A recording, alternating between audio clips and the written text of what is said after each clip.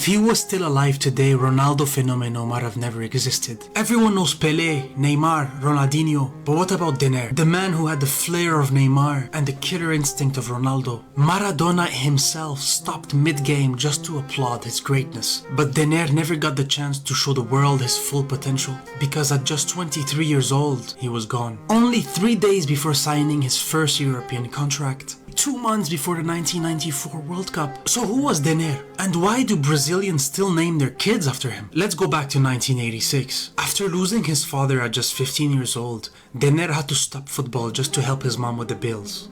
Until one futsal tournament saved his life. 7,000 people in the stands, live on TV. Dener took every award of that tournament, earning himself a place at Portuguesa. But Dener was a street kid. His family only knew that he was still alive by watching him live on TV. Things were getting bad. He got caught stealing from his teammates, then he got caught for armed robbery. The club had to step in and promise the police that they would take care of him. In one match, he dribbled half the opposition. It is to this day considered the greatest goal scored by a Portuguesa player of all time. He is the closest thing that comes to Pelé. But trouble followed him everywhere. He once showed up to training with a car full of bullet holes, and he was caught hiding a blade in his socks, trying to hurt one of his teammates. His bad boy image kept him out of the national team, so he had to make a change. He joined Vasco da Gama. This is where his career starts getting interesting. In his debut, he played against Maradona's Newell's Boys. He was so good, even Maradona had to stop and watch. Maradona went to the locker room right after the game and wanted to shake his hand. From that day, he was forever the kid that showed Maradona how it's done. But behind the scenes, his life was falling apart. His girlfriend, who had just given him his third child, dies in a car accident. And then Vasco da Gama told him, Dener, we cannot afford you no more. Dener loved Vasco da Gama and he did not want to leave.